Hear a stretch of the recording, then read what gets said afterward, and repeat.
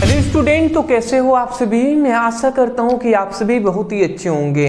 तो आज हम फिर से लेकर आ चुके हैं क्लास 12th केमिस्ट्री का रिवीजन की क्लास। और रिवीजन की क्लास में हम जानते हैं कि ओनली इंपॉर्टेंट टॉपिक ही हम करा रहे हैं, जिसमें हम जानने वाले हैं कि एथिल एल्कोहल बनाने की विधि क्या होता है, इसका भौतिक गुण हम जानेंगे, फिर इसका उपयोग हम जानेंगे, इसका रासायनिक गुण भी जानेंगे। मतलब मैं टोटल तरीके से ये कह सकता हूं कि एथिल एल्कोहल बनाने की विधि आपके बोर्ड एग्जाम में 5 नंबर में पूछे जाते हैं। और ये 5 नंबर अगर आपको चाहिए तो कितना आपको लिखना है, कैसे लिखना है, ये सब आज के इस वीडियो में डिटेल में डिस्कस करेंगे।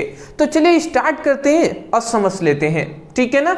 चलिए अगला आता है मेथिल एल्कोहल बनाने की विधि। मेथिल एल्कोहल बनाने की विधि अब देख लेंगे। अब देखिए मेथिल एल्कोहल बनाना है हमें। मेथिल एल्कोहल का सूत्र क्या होता है, C2H5OH। यह हमारा मेथिल एल्कोहल है। या हम कह सकते हैं इसका सूत्र ऐसे भी हम लिख सकते हैं CH3CH2OH।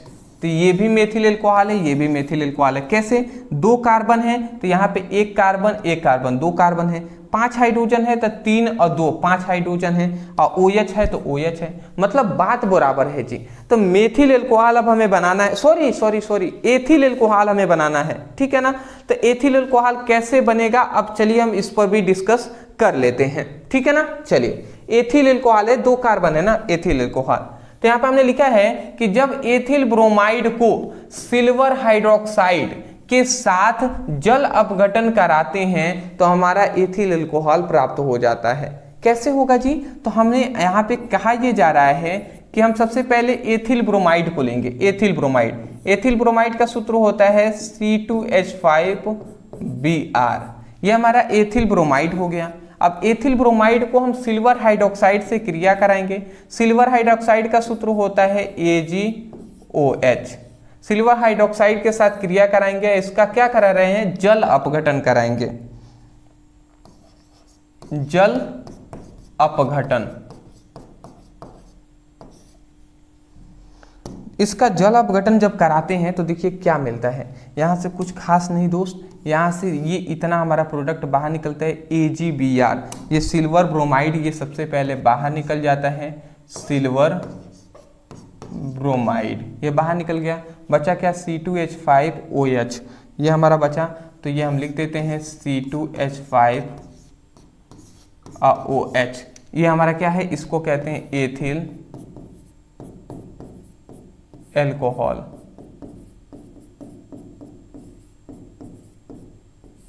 ठीक है ना, ये एथिल एल्कोहल हो गया। ठीक है, तो ये हमारा क्या है, एथिल ब्रोमाइड है।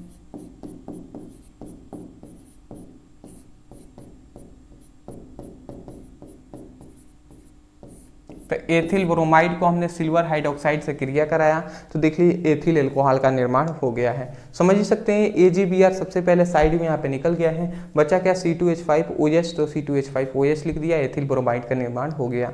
यही बात यहाँ पे लिखा गया है कि जब एथिल ब्रोमाइड को सिल्वर हाइड्रोक्साइड के साथ जल अपघटन कराते हैं तो एथिल एल्कोहल का निर्माण होता है।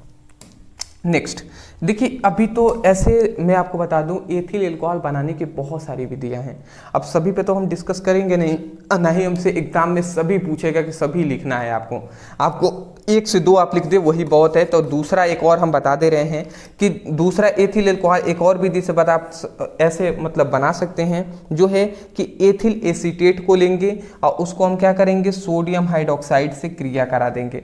जैसे ही क्रिया कराएंगे ना तो हमारा एथिल एल्कोहल का निर्माण हो जाएगा। ठीक है ना, तो हमें क्या लेना है, हमें ले लेना है एथिल एसीटेट। ठीक है ना, एथिल एसीटेट हमें ले लेना है, तो हम चलिए ले लेते हैं। तो ये हमारा एथिल एसीटेट हो जाएगा CH3COO C2H5। ये हमारा एथिल एसीटेट हो गया। अब एथिल एसीटेट को सोडियम हाइड्रोक्साइड के साथ क्रिया करा देंगे NaOH। इसके साथ अगर हम इसका क्या करा देते हैं, इसके साथ क्रिया करा देते हैं तो सबसे पहले यहाँ पे हमारा क्या बन जाता है, ये आप समझिएगा। ठीक है ना, सबसे पहली बात यहाँ पे समझिएगा क्या होता है, कुछ खास नहीं होगा दोस्त। यहाँ पे ये होगा ना, समझिएगा बात को, यहाँ से ये होगा कि यहाँ से ओनली हमारा यहाँ से ओनली N निकलता है, मतलब सोडियम। ठीक है ना। ये हमारा सोडियम N+ है, ये OH- होता है, ठीक है। तो यहाँ से केवल N निकलता है और इतना यहाँ से ये निकलता है हमारा, यहाँ से ये हमारा प्रोडक्ट यहाँ से ये निकलता है इतना ये। तो देखिए CH3COON ये सबसे पहले साइड प्रोडक्ट के रूप में बाहर निकल जाता है। तो ये मैं लिख दे रहा हूँ CH3COO और फिर से क्या है Na है, तो ये हमारा बाहर निकल गया।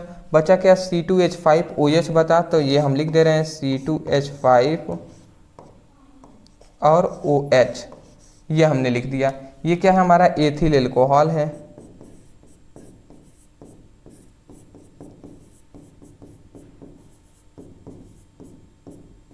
ये एथिल एल्कोहल है, ठीक है ना।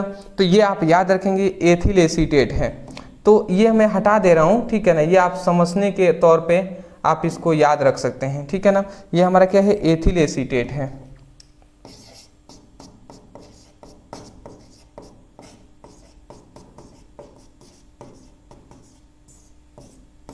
चलिए स्क्रीनशॉट ले लीजिए, आगे बढ़ेंगे हम,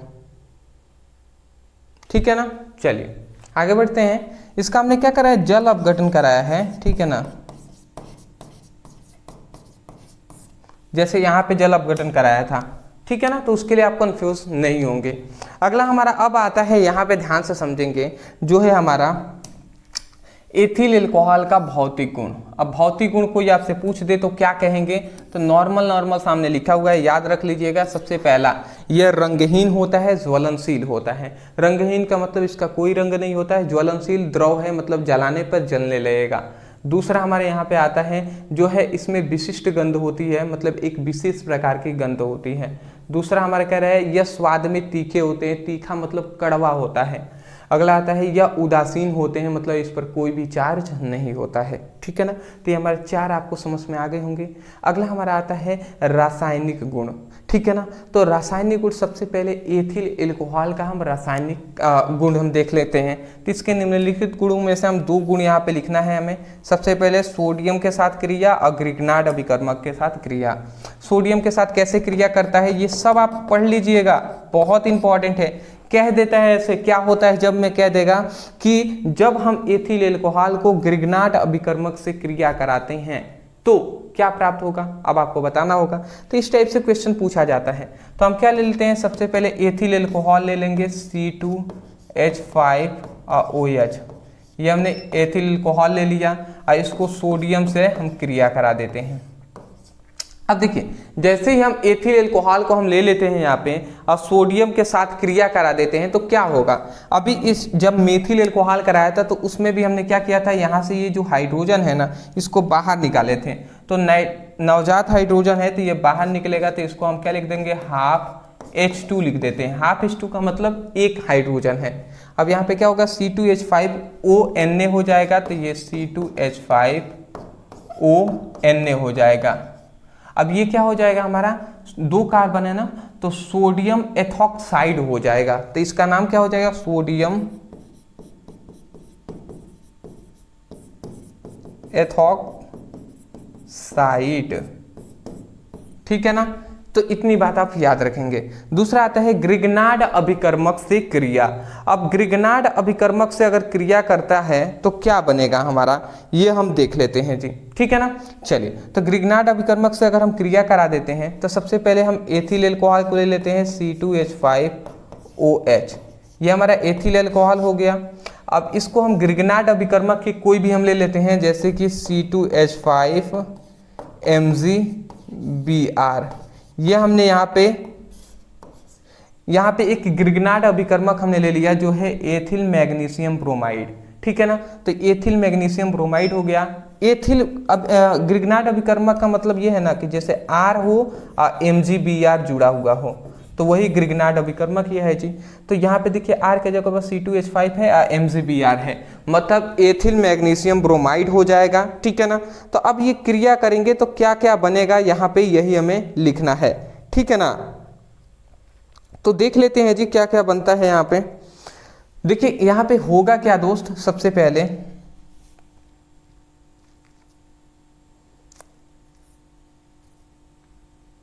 चलिए तो यहाँ से होगा ये कि यहाँ से सबसे पहले ये निकलता है हमारा C2H5O, इतना ये हमारा निकलेगा, और यहाँ से हमारा MgBr निकलेगा, ठीक है ना, ये हमारा MgBr निकलेगा। तो ये हमारा सबसे पहले इतना निकल जाता है। तो देखिए यहाँ से हमारा क्या निकलेगा, C2H5O MgBr। तो यहाँ पे मैं नीचे साइड प्रोडक्ट के रूप में लिख दे रहा हूँ, क्या बच गया, C2H5O फिर से MgBr,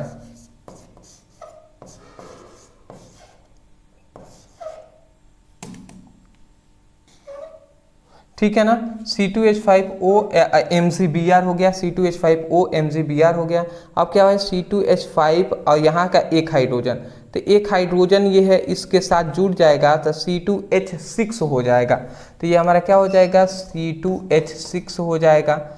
और ये हमारा मेन प्रोडक्ट बनता है जो है C2H6, ठीक है ना।